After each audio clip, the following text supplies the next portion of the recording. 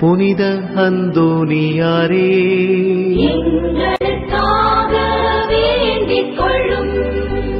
பக்தி ஸ்மாலக சபையின் நவரத்தினமான புனித அந்தோனியாரே, எங்களுக்காக வேண்டிக் கொள்ளும்.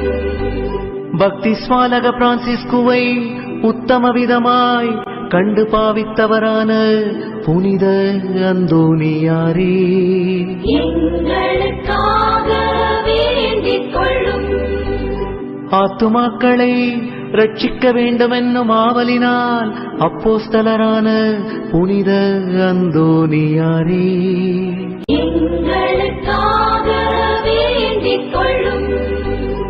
தேவஸ்நேக பெருக்கத்தினால் வேத சாட்சியான புனித அந்தோனியாரே, எங்களுக்காக